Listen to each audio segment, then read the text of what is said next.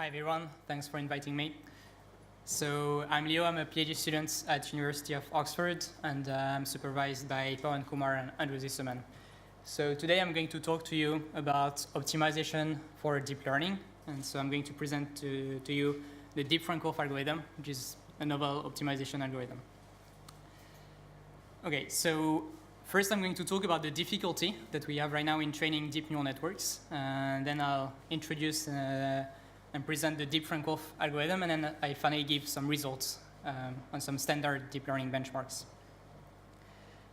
So when we train a deep neural network, we formulate a learning objective. So this is the standard empirical risk minimization framework where you have a regularization rho, which is, it can be the squared norm, for instance, but it can be other types of regularization. And our model, so our function fi here represents the mapping from our input I to some label scores. So this is a function which is representing the transformation encoded by the neural network. So the label scores are, for instance, if we're doing classification for cats and dogs, we have each of these categories is going to have a 1 score. And then these scores are fed to a loss function, which can be, for instance, the cross-entropy loss or the hinge loss. So what are the characteristics of this kind of optimization problems? Well, they're hard because these are non-convex problems. This is mainly due to the fact that the function fi here are nonlinear. It's also non-smooth if we employ non-smooth linearities like ReLUs or max pooling or these kind of things. It has a large number of terms, so this is the n here, all the samples in our data set, so it can be millions or even billions. And it's in high dimension, so the parameters of our network, well, our network has a lot of parameters. It can also be in the order of millions or even more. So the standard approach to solve such a problem is to use the stochastic gradient descent algorithm. So I'm sure most of you have seen this before. We just compute the derivative. So at iteration t, we select at random a sample j in our data set, and we compute the derivative of our learning objective, of our estimate of the learning objective for this sample. We compute the derivative, and then we take a step in the negative of this direction. Now the thing to note here is that this step is scaled by eta t. Eta t is the step size or learning rates, and the stochastic gradient, the SGD algorithm is very sensitive to this choice of step size. So if you have a step size which is too low, you're going to take ages to converge. If you take a step size which is too large, then you're going to keep oscillating and never converge to the optimum. And the other thing is that eta t needs to be adjusted over the iterations. You can't just choose an initial value and keep it the same throughout training, because this is just not going to work. So how do we choose this in practice? Well, if we look at some designs of learning rate schedule, if we look at some papers for some what the authors recommend to train modern convolutional neural networks, then like in a paper for the VivGG nets or the ResNets, this learning rate schedule is adjusted over time according to the validation performance. If we look at the DenseNet paper, it's a piecewise constant schedule, which is predetermined in advance. For the Inception network, it's a geometric decay. For the SGD with warm starts paper, they recommend to use a cyclic schedule with cosine annealing. So in conclusion, there is no consensus. And what's worse is that it's very expensive to cross-validate. If you have a new task and you want to design a learning rate schedule for your task, then you have many degrees of freedom, namely like what kind of shapes of your schedule you want, and then many degrees of freedom within how, like, by how much you're going to decay, for instance, your learning rate at each step of your piecewise constant schedule, for instance. And for each choice that you need to, for each evaluation of your, when you're doing your cross-validation, every time you make a new choice of a learning rate schedule, you're going to have to retrain a whole neural network from scratch. So each evaluation is very expensive to make this choice. So people have designed alternatives to that. There are other algorithms that scale as well as SGD to train deep neural networks. So ADAGRAD, ADAM, and AMSGRAD, which is a modification to ADAM, fall into that category. Like we can call them adaptive gradient methods, where they're going to automatically adapt the learning rates over the iterations, basically using information from the past, gradients they have seen, to make more informed updates in the future, and that allows to avoid the need for a schedule, like a manual schedule for the learning rates. So they usually have a single hyperparameter, which is some sort of initial learning rates. And they might have other hyperparameters, but usually these are considered robust, so you don't need to choose them and change them for every new task that you're encountering. But the issue with these is that they often provide poor generalization performance. So they're going to give you good performance on your training sets, but then on your validation set and test set, it's going to give you poor performance. This has been reported in this paper, Wilson et al., where they're just like showing some examples where systematically the adaptive gradient methods give very bad generalization, and this is something that we observe as well in our experiments. So now the question that I want to ask is, can we design an optimization algorithm which would still have one hyperparameter that doesn't need a manual schedule, but that preserves the generalization capability of SGD? And in this work, we try to tackle that problem, and we try to take inspiration from SVM optimization algorithms. So how do we train an SVM? So SVM stands for support vector machines. So again, empirical risk minimization framework where we have a capacity control or regularization, which is the square norm. And then now we are looking at a linear SVM. So our model, our function f is a linear in W, our parameters. And we use the hinge loss as our loss function. So this defines a standard linear SVM for classification. Now this has some very nice properties. This is a convex problem because the model function here is linear, and the hinge loss is a max over linear functions.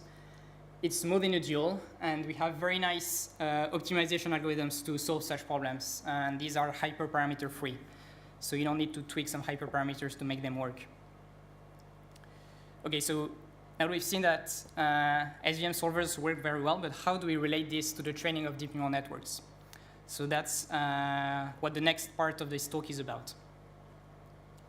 Okay, so before I describe our approach, I want to present a proximal perspective on the SGD algorithm. And just before I do that, I'm introducing a bit of notation here. So this is the first Taylor expansion of a function phi around the point u hat.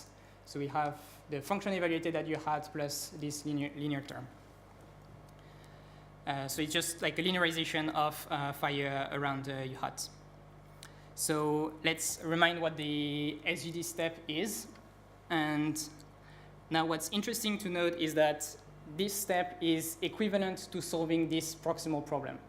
So we call this problem proximal because it has this proximal term. It's a penalization that prevents our current weights W to go too far from the past iterates. And so we have this proximal term here and a linearization of our objective function, which is given here. So the way to see how these two equations are equivalent is just if you look at this problem here. So this is a convex and smooth problem. It's unconstrained. So if you just set the derivative of W to 0, it gives you the optimal solution. And if you do that, they set the derivative with respect to W to 0, you obtain exactly this equation. And this proximal coefficient here, this 1 over 2 eta t, we can see that it's very closely related to the step size eta t here. Okay, so now we know that when we perform an SGD update, we are solving a proximal problem with the full linearization of our objective function. What I'm proposing here is to do what I call here loss-preserving linearization, where we are linearizing, so we're completely linearizing the regularization. That part doesn't really matter, but notice the difference between these two blue terms, where we are keeping the loss function intact, and we are just taking a first-order approximation of our network here.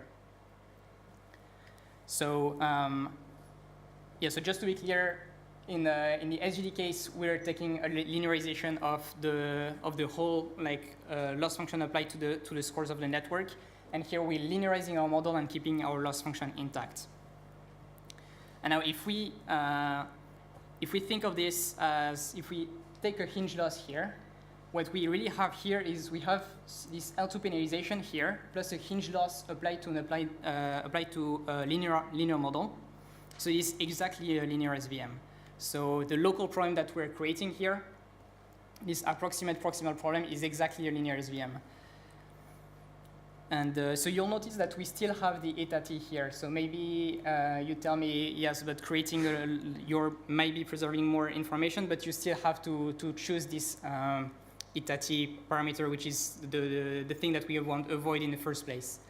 The thing is, because we are preserving more information about the objective function, so we are solving a problem which is more closely related to what we really care about, then eta t does not need to change over time. We can just fix it, so the results are more robust to the choice of eta t, and therefore we can just choose an initial value of eta and let it fix during the whole training.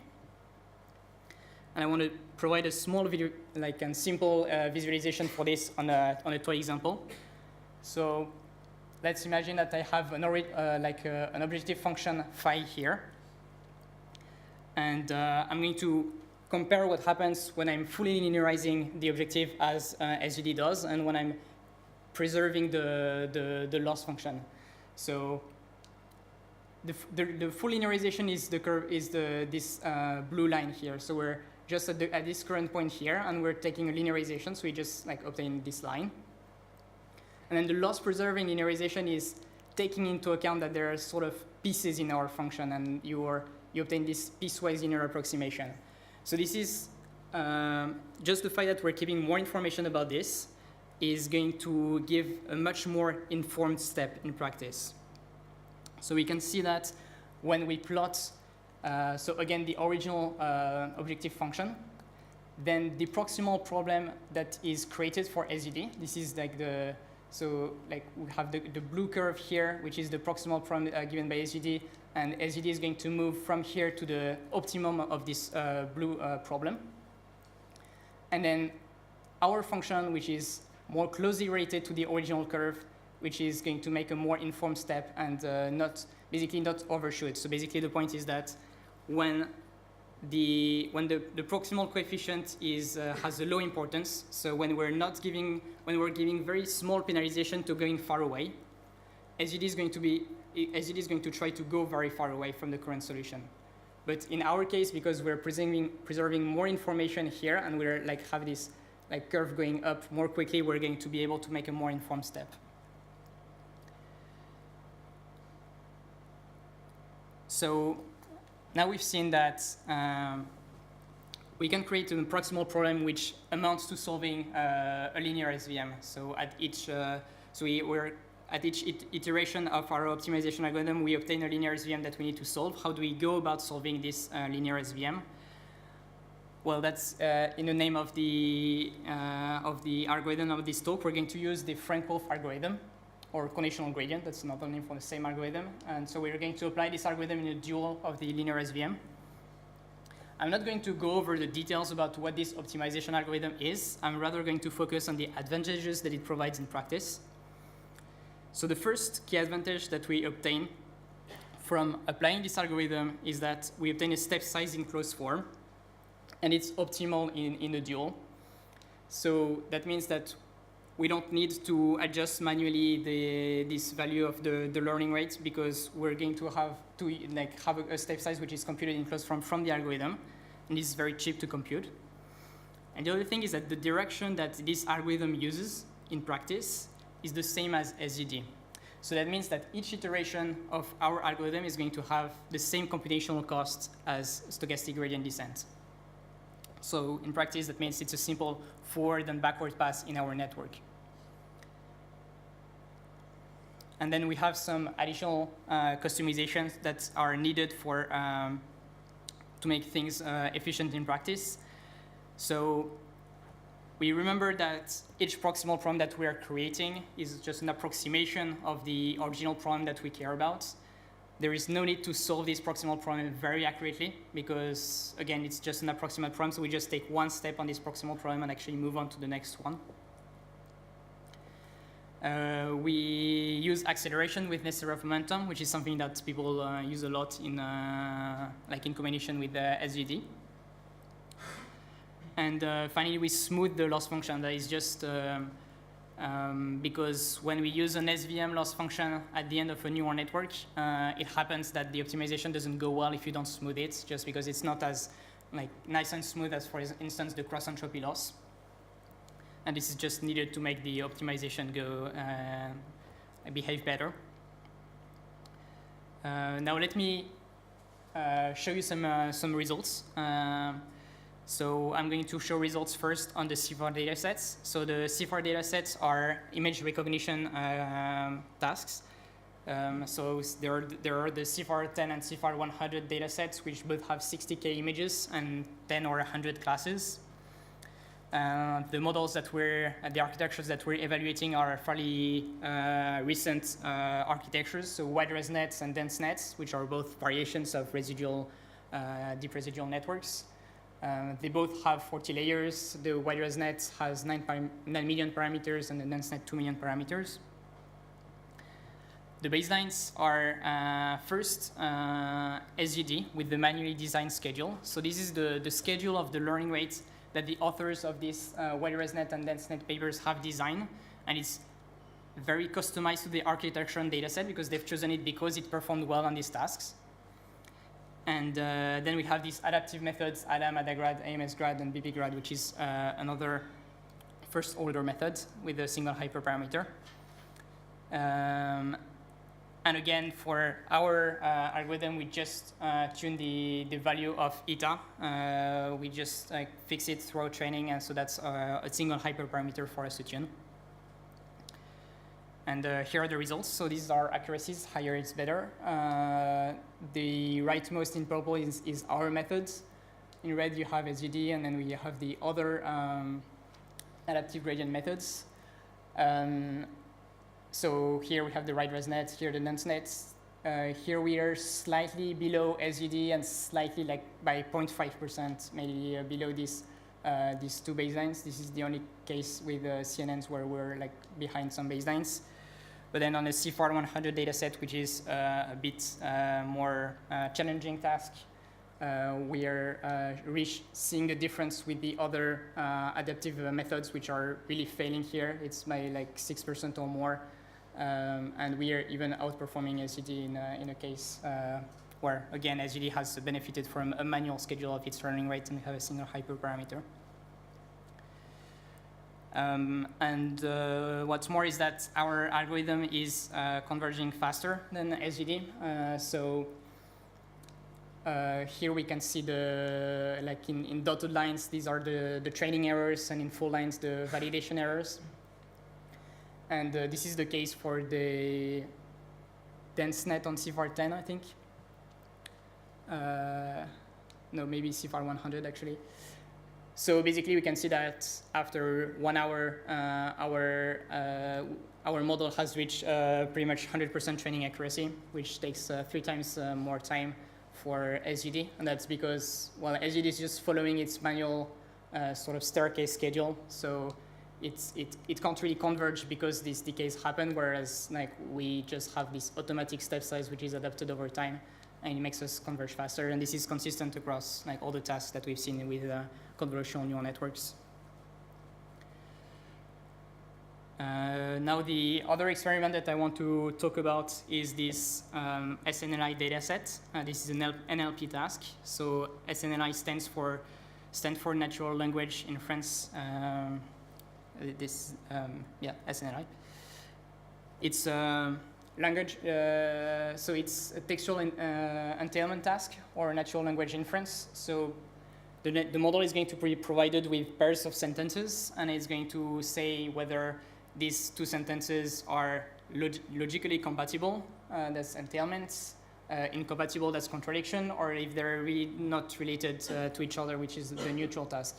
So this is a 3-way classification, and people use this data set to train models from which they can then extract features from other tasks in the same way that people pre-train models on ImageNet in computer vision to have models that can extract useful features from images for other tasks. It has a bit more than 500,000 pairs of sentences, and the model that we evaluate is a bias tiem with 47 million parameters. The baseline is SGD with, again, a schedule that has been manually designed by the authors of the paper where I took the model from, that is customized to the architecture and data set, and basically, thank you, and basically they adapt the learning rates according to the validation performance. And we have another adaptive baseline, which is Adam, because that's what they're all, like they also give recommendations about that in their official code implementation. And for us, we're only tuning the proximal coefficient eta.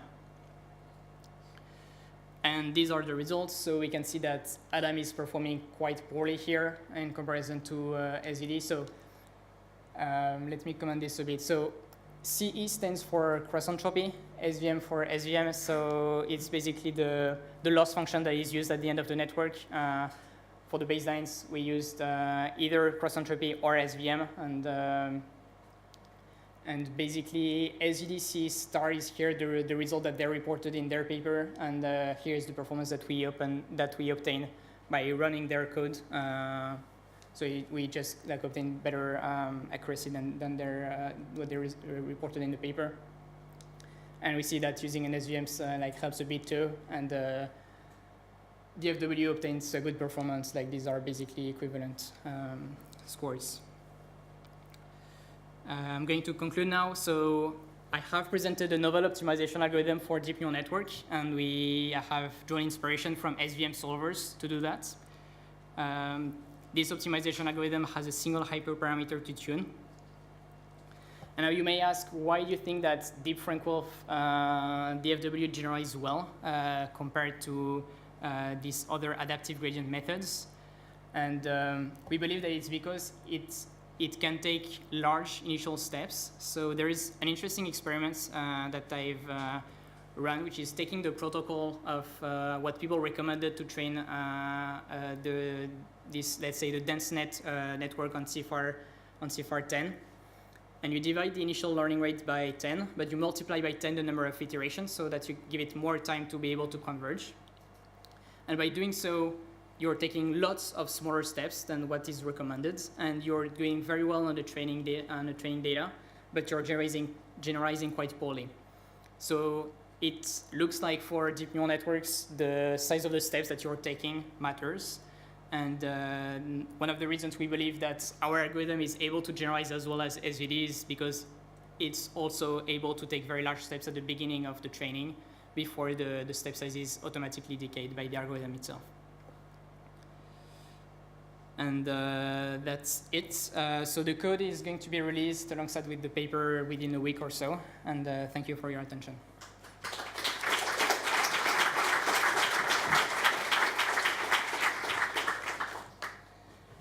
Time for a few questions. Yes. Very interesting optimized algorithm. So I wonder, how does the performance of this DFW algorithm work when you have varying batch sizes of data? Because I think one of the terms you're putting onto the loss function is the autonom of all the weights within the network. Sorry, I just missed something. So how does the DFW algorithm work when? When compared to different batch sizes of data. Batch sizes. Yes. That's a very interesting question, actually. So we know that empirically, we've seen that people show that using smaller batch sizes works better in terms of generalization. This is something that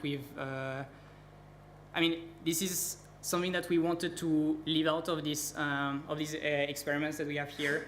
We just wanted to, basically we took the protocol of what people suggested to train the network and just see how our algorithm could fit there. There is a bit more to the story to just choosing the batch size for good generalization. For instance, like the case where we're losing out here, actually, if I'm allowed to choose my batch size and not fit to the protocol given by the paper, I can increase the batch size and also increase the initial learning rates, and then I'm going to beat the other baselines here. So there is a trade-off, and one reason is that if you think about it, when you have a larger batch size, then if you're taking a large step in this direction, it's a direction which is informed by something that is more representative of like your original objective. So you're allowed to take larger steps because your estimation of the objective function is more accurate. So basically, this thing about like the batch size, lower batch size works better is something that needs to be traded off with how big the steps are. And now about the fundamental reason about like how all this works, what is like the relationship between all this, and what would be the quantity that we care about, that I'm not really know, and I think that's an open question. Yes. How expensive is the calculation of the step size? It's like a few dot products between the gradients themselves. So basically, you won't see like with the implementation that I have, it's not very optimized, and I think running the DFW algorithm is about 10% longer than the SGD algorithm. So it's not something that matters a lot. Yes.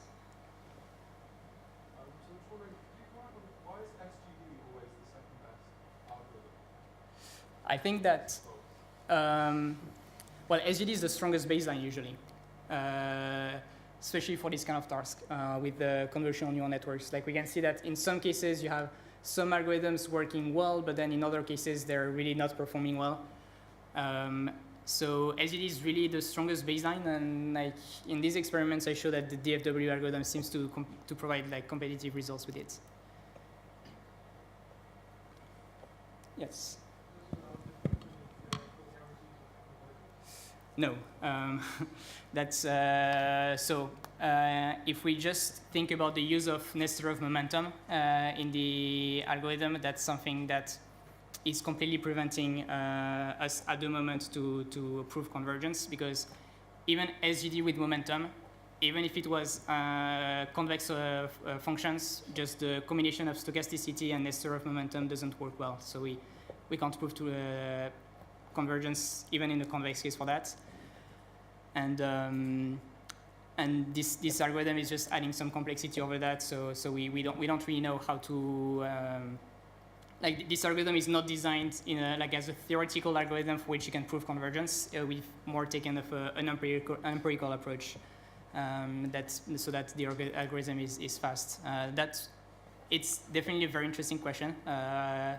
Like if we could prove convergence for some practical optimization algorithms for deep neural networks, that would be very nice. Yes. So I wanted to go back to the first question. From a practitioner's point of view, obviously when you train a neural net, you always fiddle with the mini batch size and the learning rate, and you kind of try to find something. So you're saying that if I do, then I can beat the DFW. So basically the best, if I tune your one parameter as much as I want, and then I fiddle with the mini batch size as much as I want, can I get DFW to match Adam, let's say, or will Adam be beating it if I'm allowed to fiddle with a few more of the hyperparameters? So Adam here, Adam here has like all the adaptive gradient methods have had extensive cross-validation, so they're reusing the best initial learning rate possible in this task.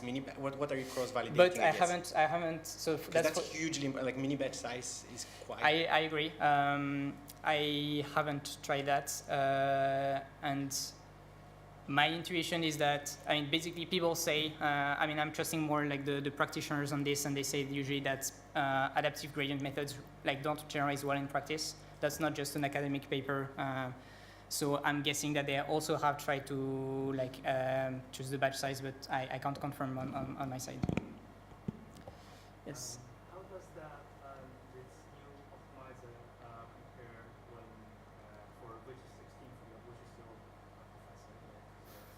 Yes, so we have been running things on ImageNet. We don't have any scalability issues, so it does run on ImageNet.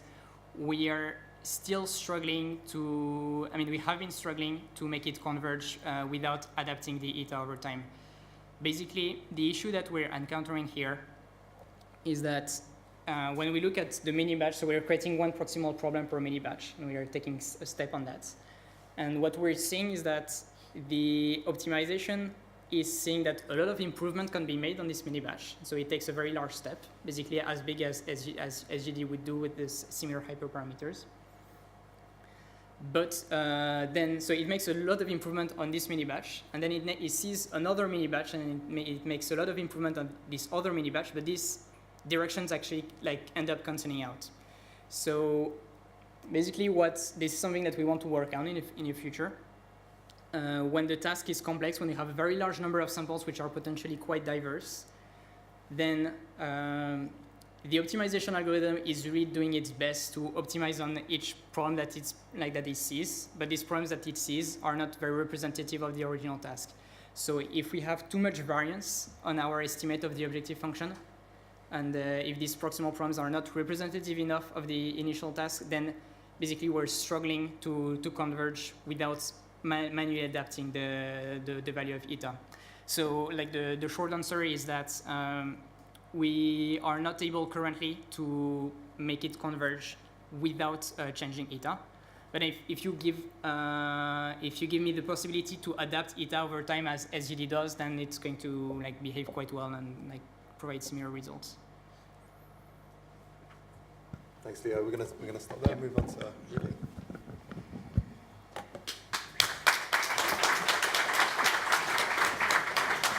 Il est où le et le truc USB? Enfin, je l'ai fait avec Léo. Tu l'as branché sur le mur ou... Ah,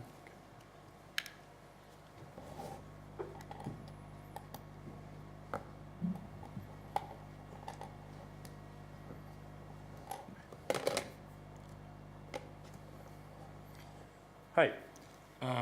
So I'm Rudy Bunel. I'm a PhD student in Oxford from the same lab that Leo comes from.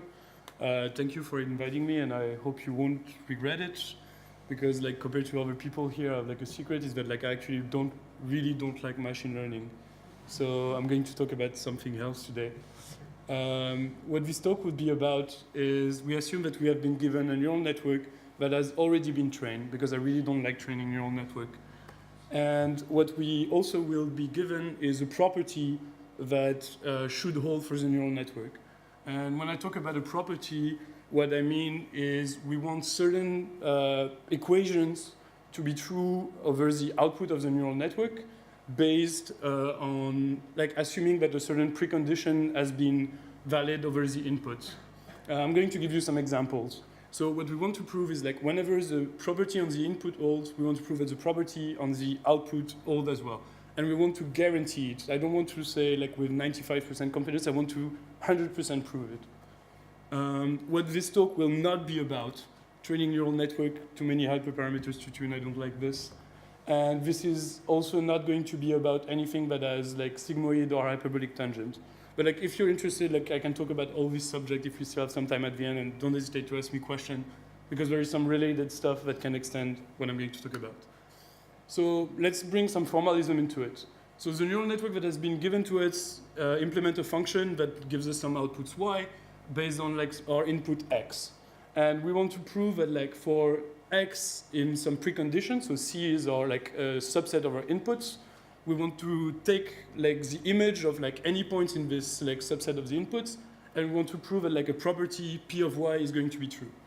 So one example is respecting certain nominal region of action. So if we assume that our inputs are in a certain domain, so all of the value of our inputs are, let's say, between 0 and 1, we're going to take any of those values as long as it respects this property and pass it through the network. And we want to prove that we're going to get maybe our prediction for one of the outputs, so we do a dot product to pick one of the output, is going to be always in a safe region. So if you use that in a controller, you're not going to get a completely horrific control value. Another example, I don't know how many people here are familiar with adversarial examples. So robustness to adversarial example is a type of property that we can verify. So we assume that like we have some reference image for which we have like a ground truth. And rather than just making sure that like we're predicting the correct output, we want to make sure that like for any small perturbation of our input, like in an epsilon ball around the reference image, if we pass it through like our convolutional neural network that we have trained with like whatever way we want to make sure that like the correct class is still predicted. So if we do a dot product where we put 1 on the correct class and -1 on any other class, that's going to be the difference between the confidence, and we want to make sure that this difference is always positive, meaning that like we always predict the correct class with the highest confidence. So why is this a problem that is already solved? Hopefully not. How do we do now when we want to verify some property that our network should have learned? So we have like a held out test set and we verify if like our network generalizes and works well. That's one way of doing it. Or we use like some sort of like gradient descent over the input to try to like kind of trick our neural network. That's what a lot of adversarial attacks based on like PGD or Carligny-Wagner attacks are doing. And like I'm going to appeal to authority and cite like Esger Dijkstra, which said like and argue that like all of this is equivalent to testing. What that means is that like you can, if you use those methods, you're going to be able to show when your network has problems, but you're never going to be 100% confident that your network doesn't have problem, because you have no guarantee that there isn't like some mistake that like your optimization algorithm just doesn't find. And like all I care about is proving completely that like my property always holds. So why is this an important problem? Machine learning tends to be a bit hyped at the moment, and like people are starting to deploy it in a lot of applications. And if we want to deploy it in like environments that are like safety critical, we want to have some guarantees of like over the performance of our models. And it's also very important, like as a researcher, to be able to make definite statements. So last year there was like a competition on robustness to adversarial example at NIPS, and like a lot of people published paper on like here's a new defense that completely destroy adversarial example. Most of them since then have been broken, like because people use a certain type of attacks and they show here no more adversarial example, and then researchers come back and say, oh, but if I tweak my attack, I can actually break your defense.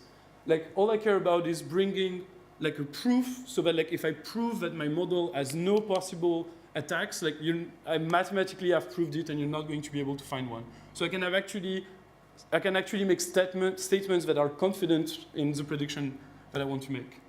So as a reminder, we have a network that has been given that implements the function f, and we want to make sure that like whenever like our inputs are in a certain region, like the property over the output always holds. So I'm going to use this very, very complex network as like a running example through the talk in order to like keep things like understandable, and hopefully we will be able to go through it together. The idea is that we would just want to prove some bounds on like the output. So that's our network has only one output.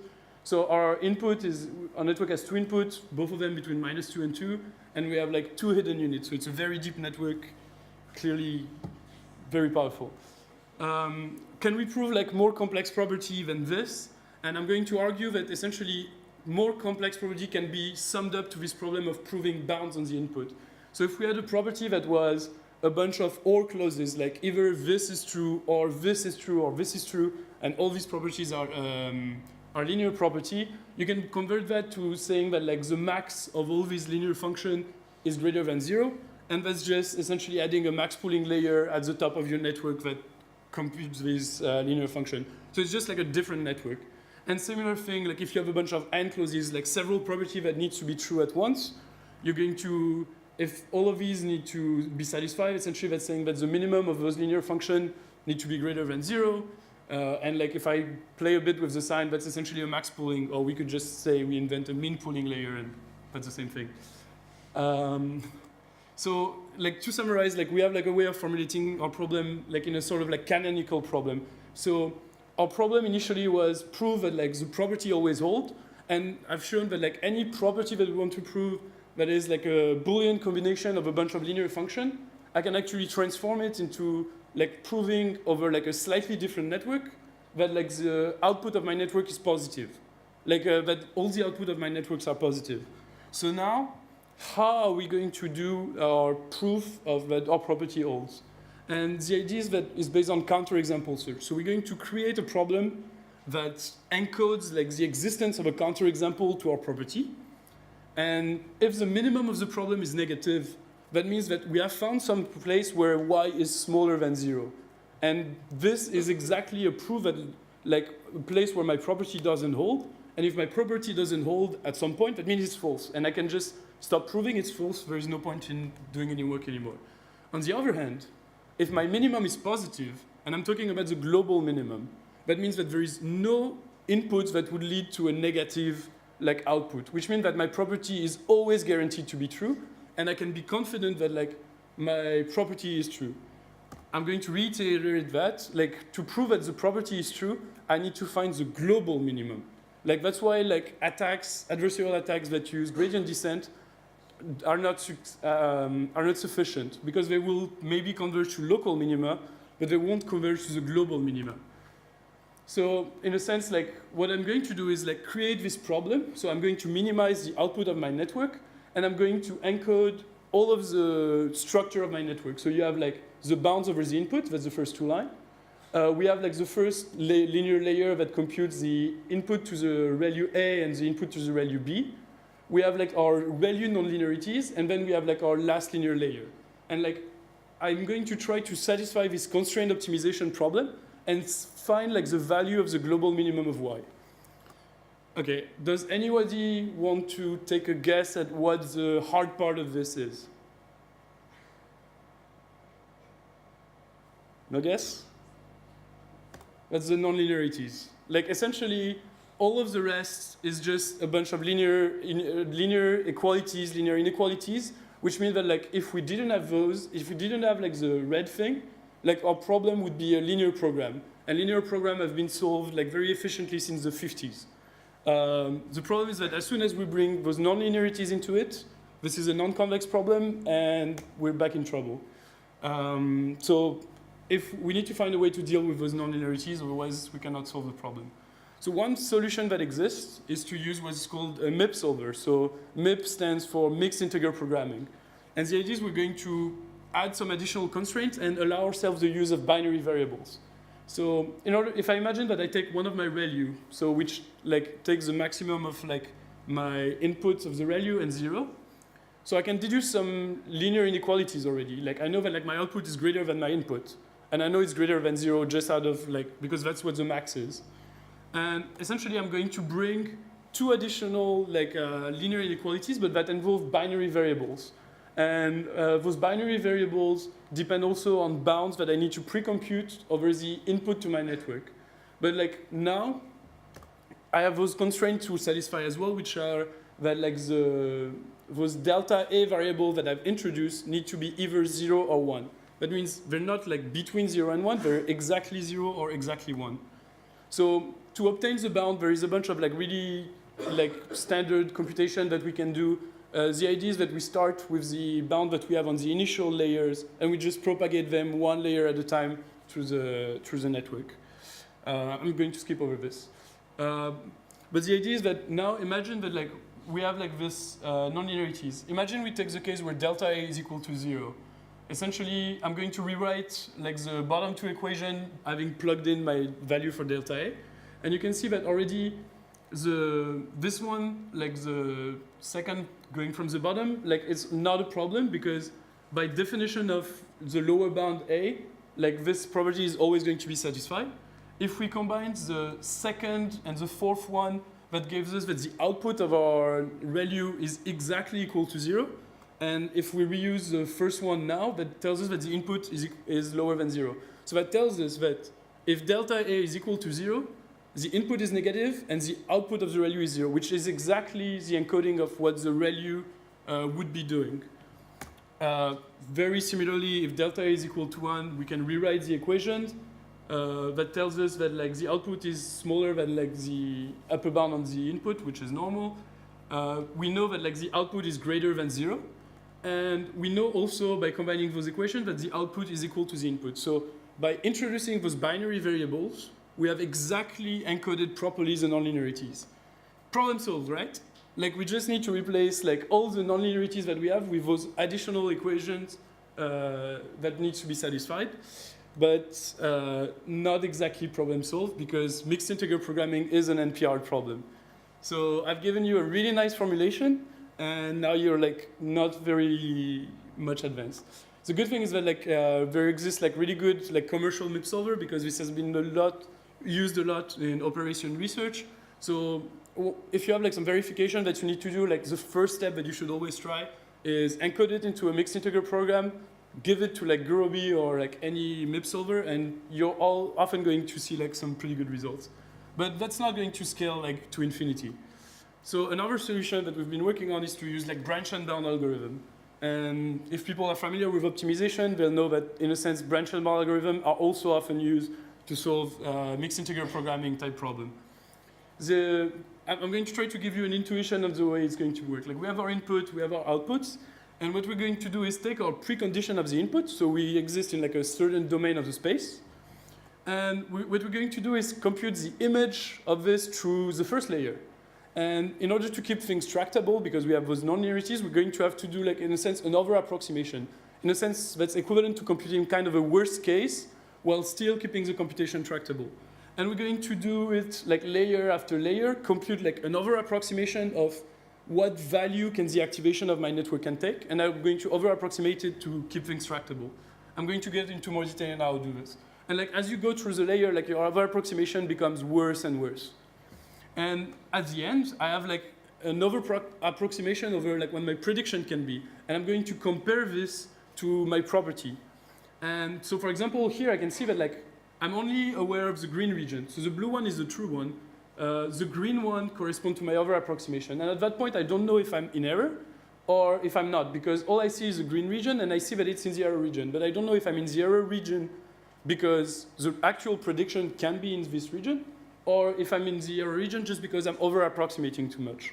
So far, we have only done bounding in our branch and bound process. But like now what we're going to do is branching. And the idea of branching is that we're going to look at like a smaller subspace of the input. And so because we're looking at a smaller subspace, we're going to make less errors when we do our over-approximation. And that's going to allow us to like refine our approximation and like make less errors. So that gets us out of the error region. So the thing is that now we have only looked at like the left-hand side of like our input region. So we will going to have to now afterwards take a look at the right-hand side. So in a sense, we split like our problem into tiny sub-problems, but we will be able to over-approximate better. How do we obtain like this worst-case approximation? I'm going to try to give you an intuition, and like one way is to build like a linear approximation of the network that we can efficiently solve. So this is what a ReLU looks like. It's like 0 when like the input is negative, and it's like identity when the input is positive. So what we're going to approximate it is, in a sense, take its convex L. So instead of saying having the exact like output equal max input 0, we're going to say that it's greater than 0, it's greater than the input, and it's less than this upper bound that we have computed, this upper bound slope that we have computed. And this is not something that I came up with, I wish, but this was in a paper that was published last year. And in a sense that can also be translated into equation, we have this is all the constraints that we want to satisfy, and we're going to replace the two nonlinearities by just a bunch of linear equations, which have like a very simple formula and are very easy to compute. So how it's going to work, so if this is exactly the problem that I've specified, like my little toy examples, so we're going to first look at the whole input domain at once, and we're going to try to minimize y subject to all the constraints that we have on the left. And we look at all the domain. And this tells us that y, the minimum of our output is going to be -1. And we know that like to prove safety, we need to be above 0. So that means that we cannot, with this approximation, prove anything for the whole domain. So what we're going to do is split the domain in half and just look at the smaller part of the domain. And we can see that like we have already changed our relaxation, because given that we're in a tighter domain, we can like actually make less errors, so our over-approximation is smaller. So that gives us like nicer constraint to manage. And so if we minimize y subject to this gives us like 3.66. Trust me on the math. But essentially what this is that it's greater than 0. So that means I know that here, I know that like in all of this region, I already know that like there is no possibility for me to make an error. My property always holds for this. So now I can keep looking at like the other part that I haven't yet tackled, and try to compute like the minimum subject to all those constraints. Here it's minus 0.3, so it's not enough. So I'm going to have to keep iterating on this. So spoiler alert, like this property is safe and works. But I'm just not going to run through all the steps. But branch and bound has like some great advantage, but it's also it's a very general framework. So to specify a branch and bound algorithm, what you need to do is choose a branching function. So how are you going to split over your domain? So one way that I've shown is showing over the input domain. So take one coordinate and say you split like the allowed domain in half and say I look at this part, I look at this part. Another solution that is taken by a lot of other algorithms is to take the nonlinearities and say, I'm going to only look at when this nonlinearities is in the blocking state, or only look when it's in the passing state. And both of those are valid. You need to choose an heuristic to prioritize branching choice. Because, for example, if you split over the input domain, like which input do you split on? Like you have, even if you look at MNIST, you have like 700 to choose from. Or if you split over the nonlinearities, you have like a lot more than this to choose from. So you need to prioritize them because some of them are going to be more useful than others. And you need to choose a bounding function. So the simple interval analysis that I showed to compute bounds can be used as a bounding function. The linear approximation that I shown can be used. We can also decide to use like a partial map for some of the part, and this is all stuff that has been done before. So all of this needs to be kind of chosen to implement like a branch and bound algorithm.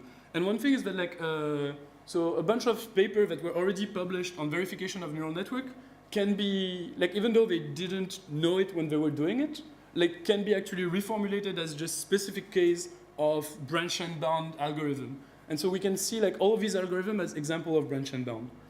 And now that we know that it's branch and bound, we can like use all of the trick that like we know in optimization. So one that I really liked, because it gave me state of the art, so I really liked it, is to use like duality for the bound. So we know that like the output, when we have our linear relaxation and we compute the minimum, we know that if we take the dual of this linear program, we will have this exact same solution. That's called strong duality.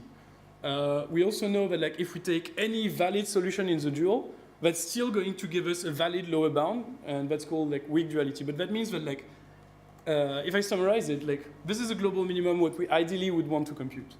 It's greater than like the minimum of the approximation, because the approximation is going to give us a lower bound when we minimize it. But that's the minimum of the linear approximation in the primal. That's going to be exactly equal to the maximum of the dual of the linear approximation. I apologize, this is coming true. And any valid solution in the dual would also be smaller than the maximum of the dual. If we skip all the intermediate steps, that give us that like any valid solution in the dual would be a valid lower bound. And so that means that we don't need to actually, when we want to compute those lower bounds, we don't need to compute all like a full LP. We can just replace it by finding one valid feasible solution. And like Eric Wong and Zico Coulter have a really cool paper on like how to find like a good one, like without having to solve a full LP. And so we like use their method to like kind of use as a branching heuristic. So every possible branching choice we could make, we tried it with a really cheap method that is super fast to compute. And then we keep the best one according to their cheap method. And we run our like expensive LP, but they give them a much tighter solution. I talked a lot about like theory and stuff. Like this actually works quite well in practice. So all the ones that have BAB, that's branch and bound, are our method that we developed. So the best one you can see is the blue one. That's BAB, branch and bound with smart branching. That's using the trick that I just described. Branch and bound simple is the one that I was giving as an example where we split over the input domain. ReluBAB is like branch and bound with the same linear approximation but splitting over the values. And so MEP is like just using a mixed integer program. You can see that for a lot of the properties it tells off. So, let me explain the graph. We have a bunch of properties that we need to verify. Each of them takes a lot of time to verify, so we have like a runtime. And so in y-axis is how many of the property have we solved for that given time budget. So you can see that, for example, after like 3,000 seconds on the left graph, we can see that like branch and bound with smart branching has solved almost all of them, while like the black box approach has solved maybe 10% of them. So you can see that like using branch and bound with smart branching like allows us to solve more properties and in a lot of cases to solve them faster than other methods. So it's pretty good. This is not work that I've been doing by myself. Like I've been working with those people that are like really great people. So those are all of my supervisor and like one of my supervisee.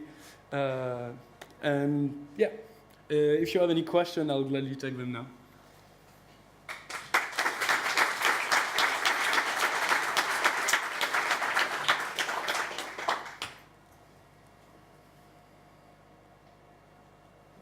Yes? Yeah, you start it off. No? Hello? Yeah. Just to understand your last graph, the properties you're checking, is that, say you were kind of searching for some kind of adversarial way to So model this is the ACAS dataset. Yeah, I probably should have introduced it. This is something that is used, that was introduced by the Reluplex paper, which is one of the first paper that was interested in like verification of neural network. This is a system that is deployed in aircraft to do like advisory to recommend to the pilot what they need to be doing like with regard to their course. And given that it's something that is deployed in aircraft, it needs to be actually quite it needs to validate a certain big number of specifications. So they use the neural network to predict those, but it had to satisfy a bunch of specifications. And those specifications are the ones that we actually verify to see that if it's actually possible to deploy this into those real aircraft to verify that like the neural network will respect all the specifications. So those are networks that have been trained specifically for this task. Yes? Hi. Two questions, if I may. So the first one, I was listening to a presentation from, I think, Marta Kwiatkowska from Oxford again, and I was convinced after that that it's really, really easy to find tiny perturbations to the input image that effectively leads to misclassifications and things like that. And so my question is, even if I could prove things, practically in these deep neural networks, is the world so complicated that you can always find an adversarial example, and so it's impossible to prove that that they obey whatever functional relationship you want? It's more of a philosophical question, Yeah. I guess. Oh, I'm smiling because I really appreciate this question, because that's one of the things that I was putting a lead on at the beginning of my talk, saying I'm not going to talk about training neural network. But the great thing, and why I really love this subject of research, is that like all these methods that we use for verification, we can actually fold them back into the training. So there have been like, and for example, like the work that I referenced here of like Zico Coulter and Eric Wong, and like a bunch of other papers, mainly by people from DeepMind, for example, have been working on implementing those verification algorithms kind of in the loop of the training optimization, so that you train your network first on your training example, but also on your specification of I want to be robust to small perturbation. And you can actually show like huge improvement in like robustness, for example, to adversarial example. What remains a problem though is the expressivity of like the specification language. Like I say like here, like any Boolean combination of linear formula. That's still like Boolean combination of linear formula. Like it's a bit hard to express like for a self-driving car, like don't run over a child as like a Boolean equation of linear formula. That was going to be my second question. How do you specify in real vision problems, for example, the constraints that you like or the things that you're trying to prove? So I'm going to be completely honest here. Real vision problem is not exactly yet on the roadmap for this area of research. Computationally, this is probably like one thing that I've maybe haven't been insistent enough is that all of these problems that I'm solving, even with branch and bound, with MIP solver, all of this is NPR'd. So like when people talk to me about like here's a neural network with 9 million parameters, and I'm like I'm starting to sweat. At the moment, like it's nowhere, like verification is nowhere near scaling to like big computer vision networks, and so scalability is one problem to address, and like how to make realistic specification is going to be another one. I'm not entirely sure if we're ever going to be able to do verification on like perception modules, but it's already kind of useful for other neural networks that can be trained. So for example, the ACAS network that are this prediction for like aircraft have like in a sense more symbolic inputs, and in those cases like you have actually it's more manageable to write specification and stuff. So it might not be applicable to vision. How big are the networks this applies to? So nowadays. Sorry? Nowadays, from a practical point of view, how big of a network can I apply? Okay, I'm going to like kick the question a bit to the side and say that like that actually depends quite a lot, because for example, I've mentioned that like networks can be trained to be robust, like with those method of folding the verification in the loop, And if you train your network to be robust, surprise, surprise, they're more easy to verify because they've been kind of trained to be verifiable. And in those cases, like you can actually scale to networks that are like starting to be like, I don't want to say huge because like huge neural network in computer vision as like a certain is like on beyond the scale, but you can train networks that have already close to like 100,000 parameters to be robust, and you can verify them using like those methods if those networks have been trained to be robust.